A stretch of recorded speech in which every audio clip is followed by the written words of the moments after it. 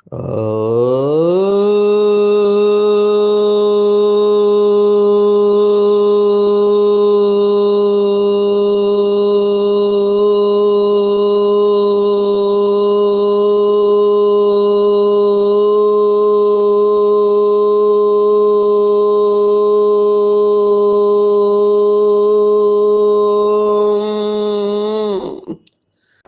Shanti.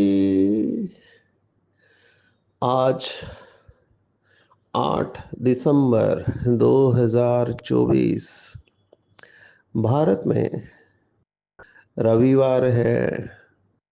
Today is 8 December 2024 and it's Sunday in Bharat.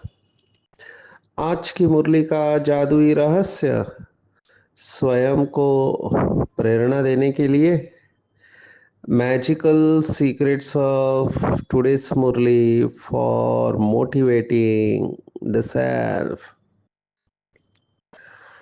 आज रविवार है तो अव्यक्त बाप दादा के बहुत ही पावरफुल मधुर महावाक्य है। रिवाइज तारीख है 13 फरवरी 2003। Revise date of the Murli is 13 February 2003। Title है मुरली का वर्तमान समय अपना रहम दिल और दाता स्वरूप प्रत्यक्ष करो। आज की पूरी मुरली स्वमान की लिस्ट है। आज की मुरली में से स्वमान के पॉइंट्स निकालना चाहिए।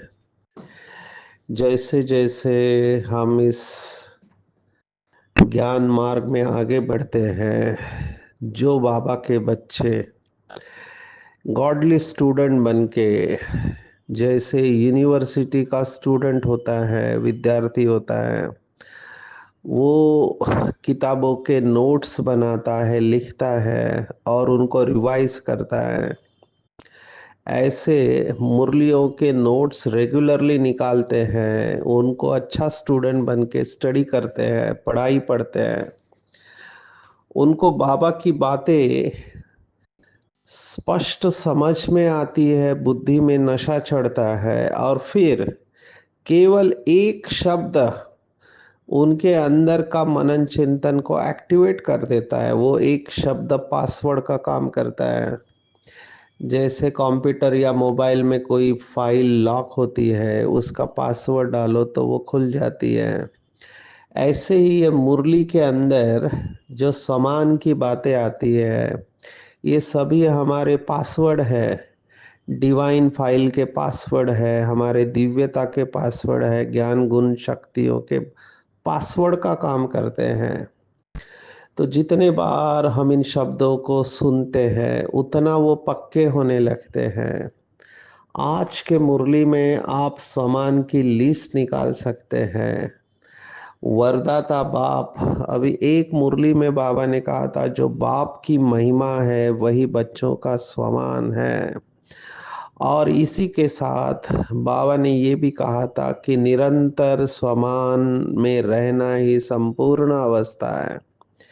जैसे बाबा हमेशा स्वमान में रहता है, बाबा को याद नहीं दिलाना पड़ता कि वो मास्टर, वो ज्ञान का सागर है, पतित पावन है। बाबा को याद रहता है हमेशा, बाबा कभी भूलता नहीं है। ऐसे ही जो बाबा की महिमा है, वो जिन बच्चों को याद रहती है और वो उसका अभ्यास करते हैं, उतनी वो आत्मा वरदानी बनते जाती है। तो वरदाता बाप है तो बच्चे भी वरदानी बच्चे हैं। ज्ञानदाता, शक्तिदाता, गुणदाता और परमात्मा संदेश वाहक, ये चार टाइटल बाबा ने ओपनिंग लाइन में ही दिए हैं।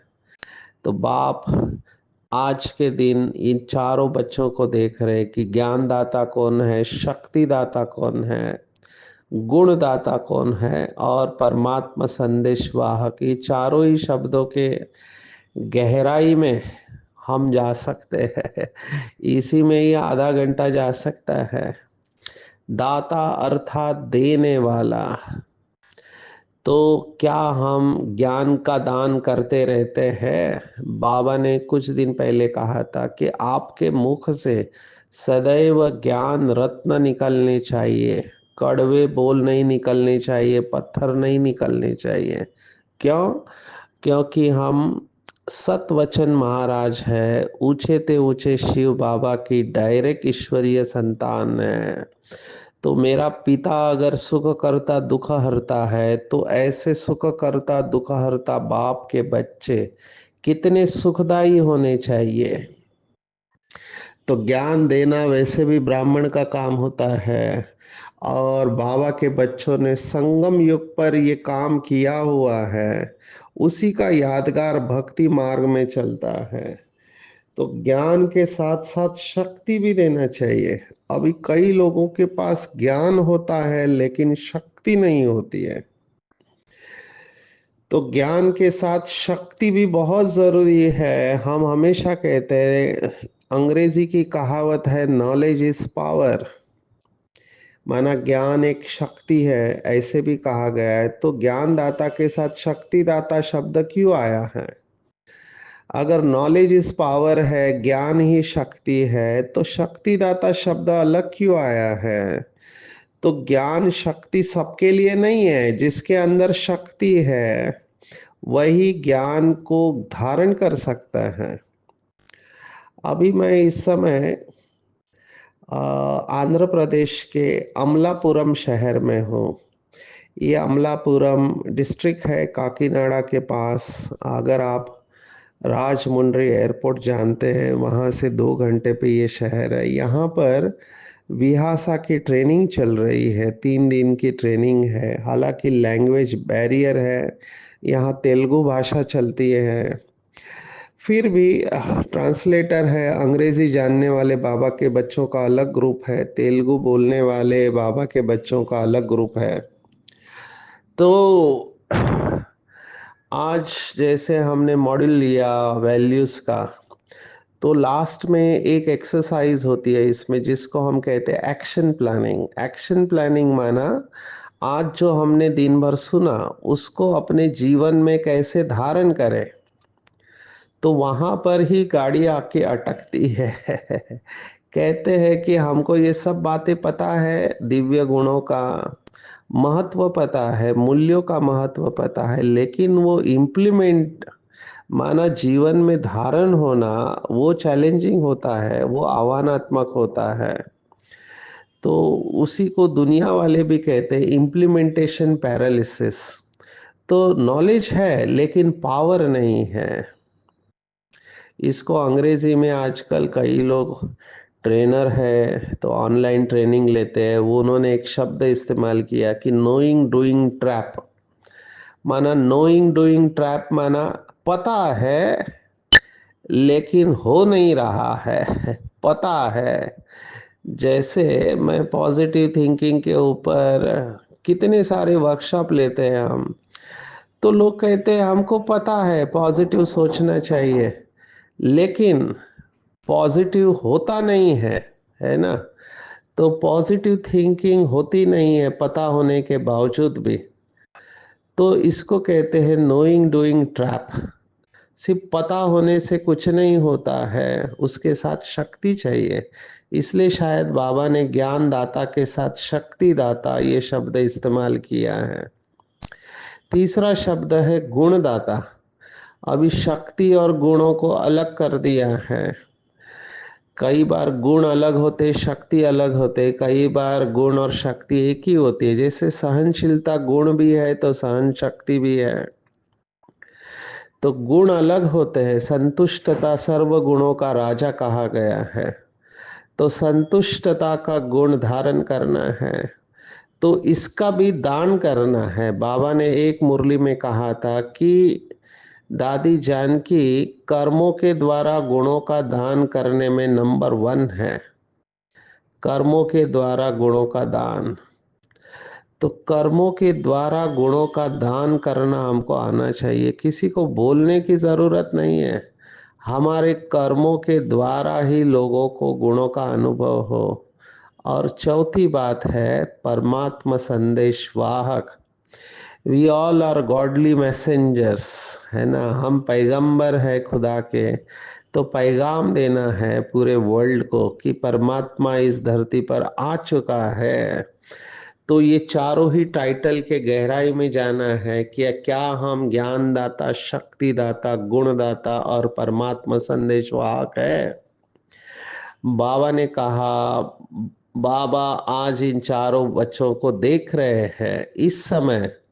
बाबा ने कहा आवश्यकता भी है, माना जैसे मार्केटिंग वाले लोग चालाकी क्या करते हैं, आपको आवश्यकता नहीं है लेकिन आपको वो कन्विंस कराएंगे कि ये आपको जरूरी है और खरीदी नहीं करना है तो भी खरीदी कर लेंगे। तो नीड को क्रिएट किया जाता है आज के ज़माने में कि आवश्यकता नहीं होते हुए भी आपको ये बताया जाता है कि आपको इसकी ज़रूरत है इसलिए इसको खरीदी करो। लेकिन यहाँ पर भगवान कह रहा है कि इस समय लोगों को ज़रूरत है किसकी, तो हर एक की नीड अलग होती है। किसी की ज्ञान की ज़रूरत है, किसी को शक्ति चाहिए, किसी को गुण चाहिए। और बाबा कहता है कि आवश्यकता है और दूसरे तरफ उमंग उत्साह है, माना नीड भी है और पूरे करने वाले आप भी हो। क्यों? क्योंकि हम सर्व अखंड खजानों के मालिक हैं। पर ये अनुभव की बात है, बाबा का वही बच्चा ये अनुभव कर पाएगा जिसके अंदर ये जो चारों ही टाइटल बाबा ने कहे उससे भरपूर होने चाहिए। तभी हम हर एक की कामना पूर्ण कर सकते हैं। बाबा ने कहा इस समय दी हुई अंजलि संदेश का भी महत्व है। बाबा हमेशा ये बात कहता है, बाबा ने एक मुरली में कहा था कि सामने वाले को किस चीज की जरूरत है ये आपको परखना आना चाहिए। प्यासे को पानी चाहिए और भूखे को भोजन चाहिए। अगर भूखे को पानी दिया तो कुछ नहीं होगा और प्यासे को भोजन दिया तो भी कुछ नहीं होगा। तो परखने की शक्ति से हमको परखना है और समय पर अगर हम प्यासे को एक बूंद भी देते हैं तो उसका महत्व होता है। ये समय पर शब्द बहुत इंपॉर्टेंट है। आप देखो लौकिक में किसी को किसी चीज की जरूरत है और समय पर हम उसे मदद करते हैं तो वो जिंदगी भर याद रखता है कि इस आत्मा ने मुझे समय पर मदद की थी। ऐसे ही हमको भगवान ने निमित्त बनाया है। इस समय सभी लोग, आप सब महसूस कर रहे होंगे कि शांति के भिखारी है ना, सुख के भिखारी है। और हम ये अभी अनुभव कर रहे हैं कि थोड़े में ही संतुष्ट हो जाते हैं, क्योंकि ये पीछे आने वाली आत्माओं की भूख भी इतनी नहीं होंगी क्योंकि बहुत दिनों के प्यासे हैं। तो एक बूंद भी उनको मिल जाती है तो उसमें तृप्त हो जाते हैं। तो हमको ये रोल अभी प्ले करना है। बाबा कहता है ये समय की पुकार है, इस समय की रहम दिल और दाता स्वरूप, रहम करके दाता बन के लोगों को सहयोग देना है। अभी बाबा हमको क्या याद दिला रहा है कि बच्चे आपका ओरिजिनल अनादि आदि और मध्य स्वरूप दातापन का ही है। शुरुआत जैसे बाबा ने कहा कल्प वृक्ष में देखो तो जड़ में हम बैठे हैं और जड़ द्वारा ही पूरे वृक्ष को सब कुछ पहुंचता है। तो अनादि रूप में भी हम दाता बने हुए हैं, आदि रूप में देवता स्वरूप। तो देवता का अर्थ ही बाबा ने कहा देने वाला है। तो देवता में भी हम देने वाले हैं और मध्य में पूज्य स्वरूप है। तो मध्य के समय में भी पूज्य रूप में हम वरदान देने वाले, दुआएं देने वाले, आशीर्वाद देने वाले दाता रूप है। तो हमारी विशेषता ही दाता स्वरूप की है। सिर्फ हम भूल गए हैं और जिसको पता है वो हमें याद दिला रहा है। और इस समय भी हम दाता बन परमात्मा का संदेश चारों तरफ दे रहे हैं, तो ये भी दाता स्वरूप है। तो हमारे ओरिजिनल संस्कार आदि अनादि दातापन के हैं। सिर्फ फर्क ये है कि ये कभी इमर्ज रहते हैं और कभी मर्ज रहते हैं। तो हमको ये संस्कार सदा इमर्ज करने हैं। अभी बाबा ने यहाँ पर वर्ड ऑफ कॉशन बताया है कि दुनिया में भी लोग देते हैं, लेकिन वो लेना और देना होता है। बाबा ने कहा हमको ऐसे नहीं करना है, हमको अनकंडीशनल देना है। बाबा ने कहा कि संकल्प मात्र भी नहीं आना चाहिए कि कोई देवे तो मैं भी दो, नहीं, निरंतर खुले भंडार है और ये बाप समान अवस्था है। बाबा कभी भी एक्सपेक्टेशन नहीं रखता है। आजकल रिलेशनशिप में लोग एक दूसरे को पूछते हैं कि मैंने तुम्हारे लिए इतना किया, तुमने मेरे लिए क्या किया? और कुछ नहीं किया तो रिलेशनशिप क्यों रखने का? ये लेना और देना, ये अनकंडीशनल नहीं होता है, कंडीशन के ऊपर होता है। इसलिए कुछ लोग इसको बिजनेस कहते हैं। बिजनेसमैन यही सोचते हैं कि इसको मैं ये दूंगा तो मुझे क्या मिलेगा। अब ये बिजनेस की बातें रिलेशनशिप में भी आती है, जबकि रिलेशनशिप में माना संबंधों में केवल देना होता है। जैसे ही आपने लेने का सोचा, वैसे आपको दुखी होना चालू हो सकते हैं। हमने कितने बार देखा है, एक्सपेक्टेशन लीड्स टू स्ट्रेस, क्योंकि सामने वाला भी देने के लायक तो हो। इस समय की सभी आत्माएं अंदर से ज्ञान गुण शक्तियों से खाली है। खाली है को क्या कहते हैं? भिखारी है। तो एक भिखारी दूसरे भिखारी को क्या देगा? लेकिन हम दाता के बच्चे, मास्टर दाता जो भरपूर है, बाबा के बच्चे, वही अनकंडीशनल दे सकते हैं। तो हमको ये चेक करना है कि क्या मेरे अंदर ये दातापन के संस्कार सदा इमर्ज रहते हैं, और क्या मैं कंडीशन के ऊपर देता हूँ या अनकंडीशनल देता हूँ। और जो देता है ऐसे, बाबा ने बताया उसके लक्षण, एक तो संकल्प मात्र भी नहीं, वो कभी ये सोचेगा कि पहले ये दे तो मैं दूं, नहीं। नंबर टू, जो दातापन के नेचुरल संस्कार वाले होते हैं, उनको सब तरफ से सहयोग स्वतः प्राप्त होता है। और कितनी बड़ी बात बाबा ने कही कि सिर्फ आत्माओं के द्वारा नहीं, लेकिन प्रकृति भी समय प्रमाण सहयोगी बन जाती है। ये बहुत सूक्ष्म हिसाब किताब है। तो इसके ऊपर गहराई से चिंतन करेंगे कि कैसे आत्मा और प्रकृति सहयोगी बनती है। जैसे मैं शेयर करना चाहूँगा, अभी सेवा में रहते हैं, मैं 25 तारीख को नागालैंड में था, तो वहाँ पे इन्फेक्शन चालू हुआ। अभी तक बॉडी में पेन है, लेकिन सेवा कहीं रुकी नहीं है, क्योंकि बाबा की शक्ति मिलती है। खांसी अभी भी है, हालांकि परसेंटेज कम हो गया है, और प्रकृति का सहयोग मिलता है। हर जगह पे मैं अनुभव करता हूँ कि सेवा में जैसे ही जाते हैं, जैसे आज सुबह टफ लग रहा था, लेकिन हिम्मत करके गए। तो शुरुआत में तकलीफ हुई, लेकिन सुबह अभी 9 बजे से शाम को 6 बज गए हैं, और पूरा वर्कशॉप पूरा हुआ, और फिर उसके बाद मैं मुरली रहस्य रिकॉर्ड कर रहा हूँ। तो ये सूक्ष्म में सहयोग मिलता है, दुआएं मिलती है। तो प्रकृति भी आपको सहयोगी बनती है, सूक्ष्म हिसाब है। तो पुण्य का फल समय पर सहयोग और समय पर सफलता उस आत्मा को सहज प्राप्त होती है, क्योंकि देने का भाव है। हमेशा सोचते हैं कि आत्माएं अभी स्ट्रगल कर रही है संस्कारों के साथ, हमको ये दिखाई देता है।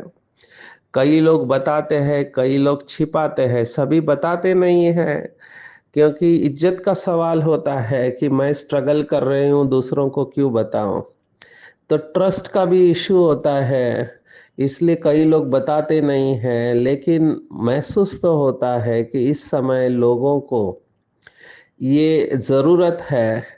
तो चेक करना चाहिए कि दिन भर में मैं कितना संकल्प वाणी और संबंध संपर्क द्वारा पुण्य आत्मा बनता हूँ।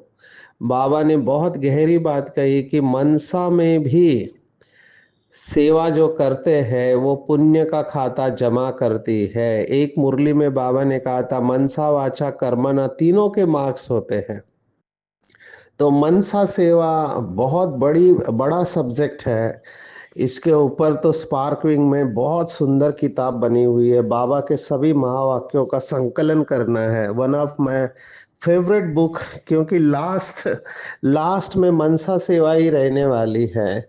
आज बाबा ने कहा, वाणी द्वारा भी किसी कमजोर आत्मा को खुशी में लाना, परेशान को शान की स्मृति में लाना, दिल शिकस्त आत्मा को अपनी वाणी द्वारा उमंग उत्साह में लाना, ये भी सेवा है। तो वाणी द्वारा क्या नहीं कर सकते हैं। वाणी के ऊपर बहुत कुछ कहा जा सकता है। बाबा ने ये 3 लाइन में सब कुछ बता दिया कि किसी को भी निराश है तो उसको आशा का दीपक देना है, उसको हिम्मत देना है, परेशान को शान की स्मृति में लाना है, कमजोर को शक्तिशाली बनाना है। ये हम कर सकते हैं। और साथ में संबंध संपर्क से जो भी हमारे संबंध संपर्क में आए, उन्हें ये अनुभव हो कि मैं एक महान आत्मा के संग में हूँ। श्रेष्ठ संग का रंग अनुभव कराना। तो इस मन वचन और संबंध संपर्क से हम पुण्य का फल खाते हैं। देखो कितनी बड़ी बात बाबा ने फिर से कही। केवल आधा कल्प पुण्य का फल खाते हैं और आधा कल्प हमारे जड़ चित्र पापी आत्माओं को वायुमंडल द्वारा पापों से मुक्त करते हैं। कितनी बड़ी बात है। हमारे जड़ चित्रों के द्वारा वो आत्मा पापों से मुक्त हो जाते हैं। कितनी बड़ी अवस्था होगी। देखो जड़ चित्रों के द्वारा इतनी प्रेरणा ले रहे हैं, तो चैतन्य में इन आत्माओं ने क्या किया होगा। बाबा ने टाइटल दिया, मास्टर पतित पावनी बन जाते हैं। लेकिन कौन आत्मा है? जो पुण्य का खाता जिनका जमा है।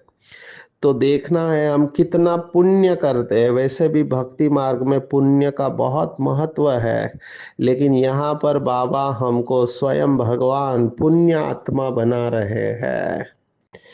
तो बाबा ने ये हमको टाइटल दिया है, इसके ऊपर चिंतन करेंगे। क्या मैं सदा मास्टर दाता हूँ और अनकंडीशनल देता हूँ? और दूसरा, मेरा पुण्य का खाता कितना जमा है?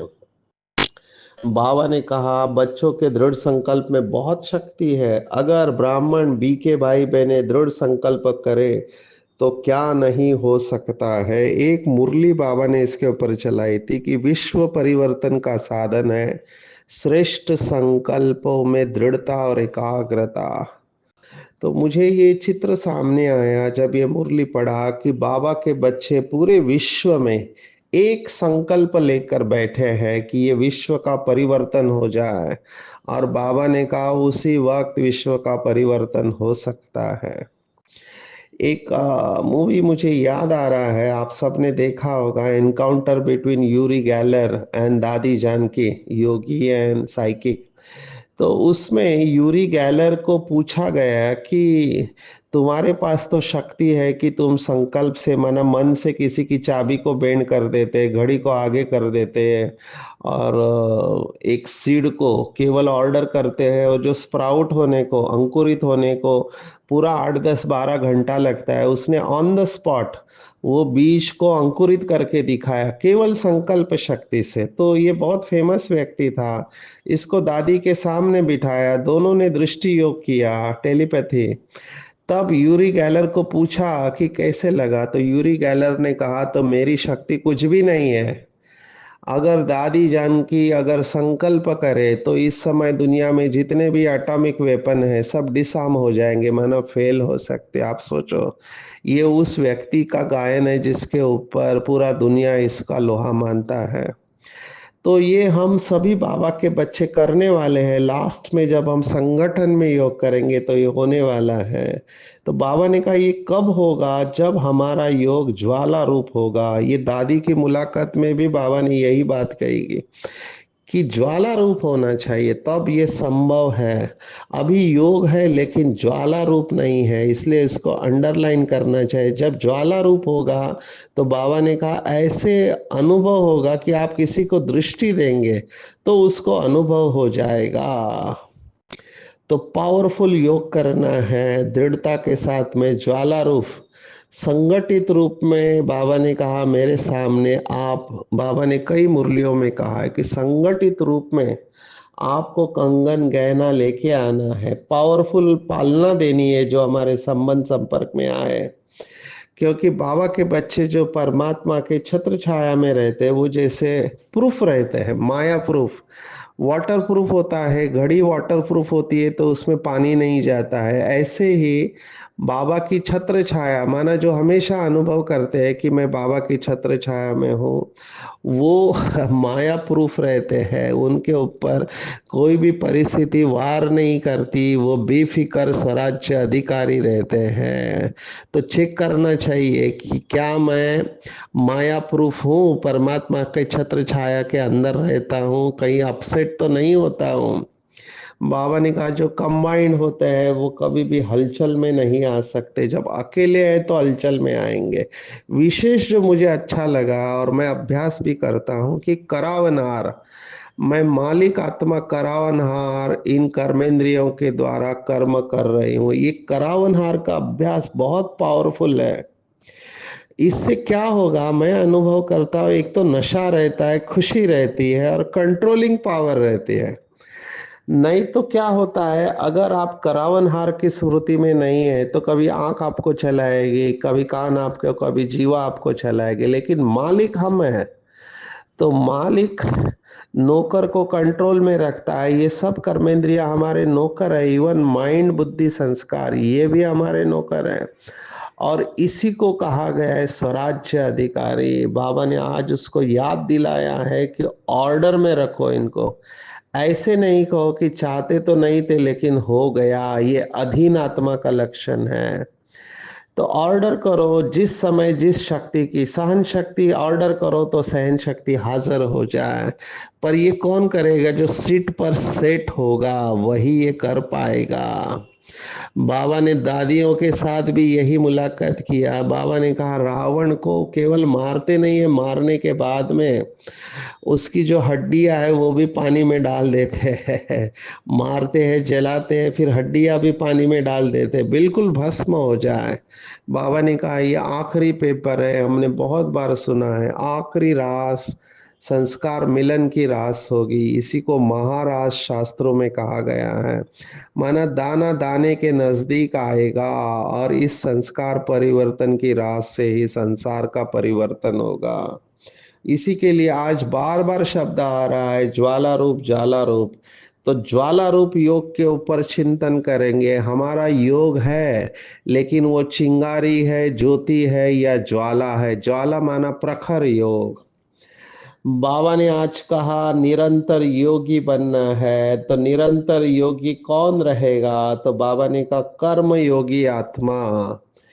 कर्म योगी माना कर्म करते समय कंबाइंड होके कर्म करे और कर्म योग युक्त और युक्ति युक्त होगा। ये बाबा ने लक्षण बताया है। अगर समझो हमारा कर्म युक्ति युक्त नहीं है तो समझो योग युक्त भी नहीं है। अगर युक्ति युक्त नहीं है तो साधारण या व्यर्थ कर्म हो जाता है। अगर साधारण और व्यर्थ कर्म हुआ तो निरंतर योगी की टाइटल से नीचे आ गए। तो कर्म योगी का डेफिनेशन बाबा ने दिया है। नंबर वन योग युक्त युक्ति युक्त, नंबर टू हर सेकंड हर संकल्प और हर बोल सदा श्रेष्ठ होना चाहिए, वही कर्म योगी है। और ऐसा कर्मयोगी आत्मा जो होगी वो स्वयं भी संतुष्ट होंगी और दूसरे भी उनसे संतुष्ट होंगे। और ऐसी आत्मा को ही निरंतर योगी आत्मा कहा गया है। तो कर्म योगी मतलब हर सेकंड संकल्प श्रेष्ठ, बोल भी श्रेष्ठ और स्वयं भी संतुष्ट, और भी संतुष्ट। और ये तीन सर्टिफिकेट जिस आत्मा को मिलते हैं, स्वयं से प्रिय, प्रभु प्रिय और लोक प्रिय, स्वयं से संतुष्ट और भी संतुष्ट और परमात्मा भी संतुष्ट है, बाबा ने ऐसी आत्मा को वरदानी आत्मा कहा हुआ है। तो ये आत्माएं स्वयं वरदानी है और दूसरों को भी बाप समान वरदान देने के निमित्त बनते हैं। तो आज की पूरी मुरली में टेक होम अगर आप मुझे कहो तो मैं कहूँगा बाप समान सदा, मास्टर दाता बन, रहम दिल बन, सबको सहयोग देना है मन वचन कर्म से।